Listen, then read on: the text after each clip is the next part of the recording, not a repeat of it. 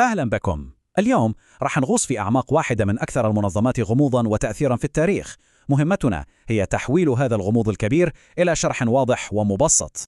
على مر القرون في منظمة واحدة كانت دايما في قلب الجدل والتكهنات، منظمة محاطة بالسرية والغموض من كل جانب. طبعا نتكلم عن الماسونية. بحسب مصادرنا، الاتهامات الموجهة لهم خطيرة جدا، يعني تتراوح من إشعال حروب إلى كونهم القوة الخفية التي تتحكم بالاقتصاد العالمي. طيب، كيف ممكن نفهم كل هذا التعقيد؟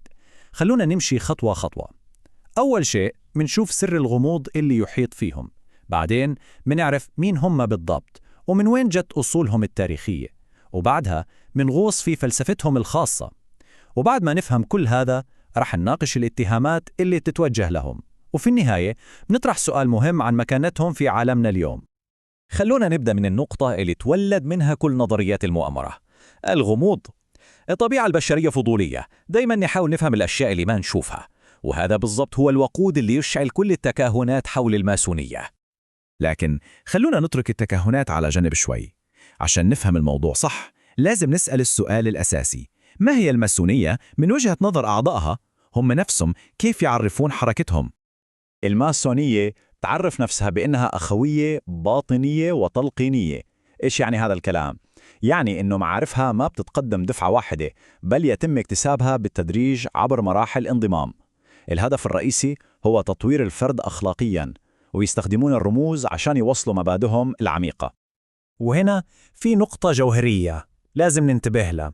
شغلهم كله تركيزه على الفرد نفسه، على تطويره من الداخل، مو على العالم الخارجي. وهذا مصطلح هم نفسهم يستخدمونه عشان يوصفون أي شيء برا محافلهم. طيب، من وين جت كل هذه الرموز والهياكل المعقدة؟ عشان نفهم لازم نرجع بالزمن لورا، لأصول الماسونية الحقيقية.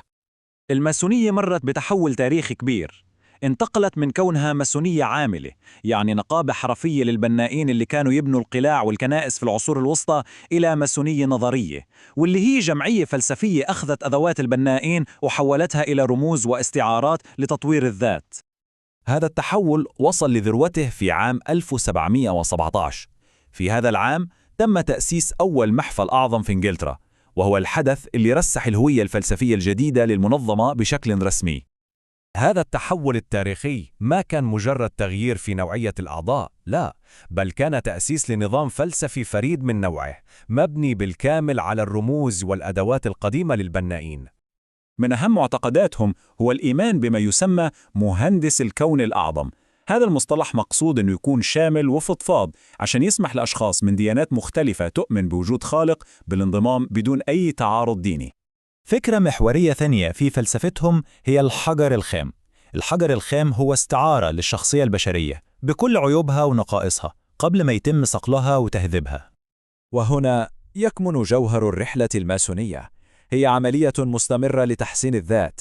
العضو يستخدم الأدوات الفكرية والرمزية عشان ينحت شخصيته ويشيل العيوب، بالضبط مثل ما البناء الحقيقي ينحت الحجر الخام ليحوله إلى قطعة فنية.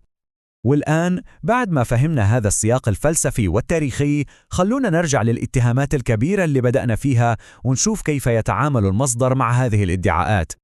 المصدر يقدم سياق مهم لهذه الادعاءات، فمثلا يوضح أن معارضة الماسونية تاريخيا كانت موجهة لهيمنة المؤسسات الدينية وليس للإيمان نفسه، ويشير إلى أن وجود شخصيات قوية في صفوفهم لا يعني بالضرورة وجود مؤامرة منظمة للسيطرة على العالم. كل هذا يقودنا للنقطة الأخيرة والأهم. السؤال هو: ليش يستمر هذا الغموض حتى اليوم؟ المصدر يوضح أن طبيعة الماسونية نفسها هي السبب. تركيبتها الغامضة ومبدأ السرية التي تقوم عليها بطبيعة الحال تجعلها أرضاً خصبة للتكهنات والشكوك على مر التاريخ. في النهاية إحنا بنتكلم عن أخوية عمرها مئات السنين. مبادئها الأساسية مثل الخصوصية واللغة الرمزية ببساطة تتعارض بشكل مباشر مع عالمنا الحديث اللي يطالب بشفافية كاملة في كل شيء. وهذا يتركنا مع سؤال أخير للتفكير. في عصرنا الحالي، عصر الشفافية المطلقة، ما هو الدور اللي ممكن تلعبه منظمة مبنية على الأسرار؟ والأهم، ما هو الثمن اللي تدفعه بسبب هذه السرية؟